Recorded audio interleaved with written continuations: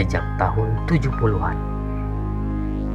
Usaha ini dimiliki oleh Bapak Zakir Kotai. Meskipun memiliki kekurangan dalam fisik sejak kecil, beliau tidak mudah menyerah dalam berusaha. Terbukti sampai saat ini beliau masih berjuang dan mengembangkan usahanya. Malu rasanya kita selaku pemuda tidak mengambil pelajaran hidup Bapak Zakir Kotai. Demi keluarganya, beliau tidak putus asa dan terus berjuang untuk menghidupi keluarganya. Meskipun ada fisiknya yang kurang, tapi beliau memiliki kunci dalam berusaha, yaitu ikhtiar dan berdoa. Wahai pemuda, tak malukah kita? Fisik boleh kurang, tapi semangat dan keberaniannya merupakan kekuatannya, ucap beliau. Mari belajar dari kehidupan Bapak Zakir Kotai.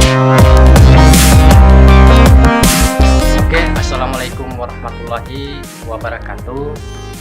Hari ini saya berada di Desa Gunung Bobu, Kecamatan Gunung Bobu, di mana hari ini saya dalam tugas pendampingan usaha kecil menengah, dan saat ini saya sudah berada di rumah atau di tempat usaha pelaku usaha menjahit, yaitu penjahit Mobio. Nah, hari ini saya ingin banyak bertanya dengan beliau dalam segi merintis usahanya dari nol sampai sekarang ini. Nah, boleh perkenalkan namanya Pak? Saya punya nama Zakir Kotai. Sudah lama merintis usahanya ini, Pak? Kalau saya mulai bekerja menjadi ini sejak 1978 pas kuliah. Ini dilatih atau otodidak? Itu saya tidak dilatih, dulu cuma itu otodidak, hanya lihat-lihat yang menjahit begitu. Terus lama setelah bisa dengan dia, saya coba ya dengan rahmat Allah, ini juga adalah karunia, badan saya Dalam keadaan cacat, dalam keadaan cacat, Allah juga tolong, masih bisa untuk bekerja. Sedangkan banyak di luaran sana yang masih bagus tapi malas bekerja. Tapi alhamdulillah Bapak diberikan karunia Allah dengan buat usaha ini, usaha menjahit, dan itu disertai semangat yang tinggi. Tantangannya luar biasa, cuma kalau dengan semangat tinggi semua bisa di atas. Ya. Jadi tadi Bapak sudah menjelaskan bagaimana kemudian dia merintis usahanya, dan dalam kondisi cacat, tapi dia masih mau berusaha dan bekerja sehingga dapat membuat usaha seperti ini. Bagaimana kemudian yang di luaran sana yang masih sehat, bugar, masih muda, kemudian malas bekerja? Sebenarnya Bapak ini kita jadikan sebagai bahan pelajaran bagaimana kemudian kita jangan malas berusaha. Ya, itu kuncinya. Nah, itu kuncinya. Jadi dari tahun berapa Pak dirintis usahanya ini? Itu dari tahun 78. Dari muda Pak? Dari muda. Ya. Yang melatar belakangi sehingga Bapak memilih usaha ini? Iya, melatar belakangi saya sampai menekuni bidang ini. Karena memang saya itu mau bekerja, karena dengan keterbatasan cacat, terpaksa harus saya tekuni pekerjaannya. Jadi Pak, apakah selama Bapak berusaha sudah pernah diberikan bantuan dari pemerintah? Sepanjang ini belum ada, selama ini belum ada. Belum ada dari pemerintah kemudian memberikan. Kalau itu baik dari sosial atau bahkan ke sosial itu kita pernah ajukan proposal kayaknya dulu. Belum ada juga ada respon. Padahal Bapak butuh sekali dengan peralatan. Karena saya lihat peralatan di sini pemirsa banyak yang sudah tidak memadai lagi peralatannya. Jadi seharusnya ya kalau menurut saya ya Bapak ini perlu untuk dibantu. Kalaupun ada donasi yang kemudian yang mau jadi donatur untuk bagaimana Bapak ini mengembangkan usahanya boleh juga. Kalaupun pemerintah punya empati untuk kemudian simpati untuk kemudian membantu Bapak dalam mengembangkan usahanya lebih bagus lagi. Karena Bapak ini butuh sekali untuk uluran tangan bantuan dalam persoalan peralatan pada proses pengembangan usahanya. Ya. Karena yang beginilah yang seharusnya kita bantu.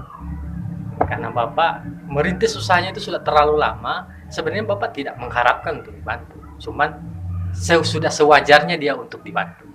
Karena saya yakin dan percaya banyak biaya-biaya yang dari usahanya ini untuk anak-anaknya, untuk istrinya, untuk kemudian banyak lagi biaya-biaya lain yang kemudian dia keluarkan dari usahanya.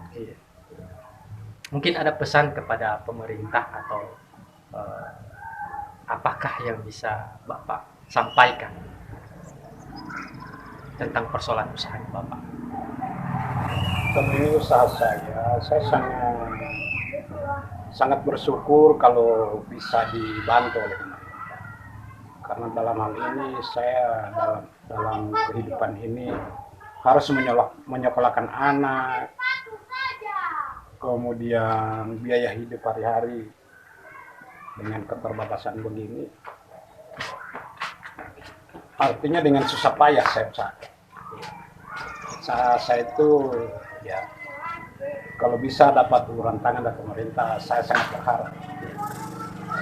Harapannya Bapak ke depan apa untuk pengembangan usaha? Apakah membuat apa itu usaha? Untuk ke depan itu saya bercita-cita tempat ini dijadikan sajaan. Rencananya itu saya mau beli kainnya, kemudian bikin pakaian jadi. Jadi orang tidak lagi datang bawa kain untuk dijahitkan, tetapi saya sudah jual pakaian jadi. Kalau Bapak biasa melatih orang atau ingin kemudian memberikan ilmunya kepada orang lain mungkin? Saya sangat merindukan itu anak-anak yang datang menimba ilmu kepada saya. Karena prinsipnya itu, kalaupun saya tidak digaji, karena saya tahu itu setiap ilmu yang berguna itu akan ada balasan dari Allah Subhanahu wa Ta'ala. Mungkin rencana ingin membuat lembaga kursus untuk anak-anak muda. Iya, itu rencana saya. Agar anak-anak muda yang pengangguran bisa kerja sama-sama dengan Bapak, nanti Bapak ajarkan. Cuma dengan catatan bagaimana kemudian diberikanlah setidaknya sedikit uluran tangan atau bantuan kepada Bapak dalam pengembangan usahanya, baik dari instansi terkait maupun dari donatur-donatur yang ingin memberikan uluran tangannya, membersihkan hartanya di jalan Allah. Oke. Mungkin ada harapan lagi selain itu Pak? Atau sudah cukup? Sudah cukup. Nah, demikian wawancara saya dengan pelaku usaha penjahit Mopio di Desa Bunobogu, Kecamatan Bunobogu. Kalau ada yang mau permak, ada yang mau menjahit baju, khususnya di wilayah Kecamatan Bunobogu, langsung saja ke penjahit Mopio. Jalan apa ini Pak? Jalan di lorong masjid. Lorong masjid, tidak jauh dari puskesmas ya. Tidak jauh dari puskesmas, lapangan sini masuk lorong. Pokoknya tanya saja penjahit Mopio atas nama Bapak Zakir Kotai. Oke. Demikian wawancara singkat saya dengan Bapak. Cukup sekian. Billahi taufiq wal hidayah. Wallahul muwaffiq ila aqwamit thoriq. Wassalamualaikum warahmatullahi wabarakatuh. Salam koperasi, salam usaha kecil menengah.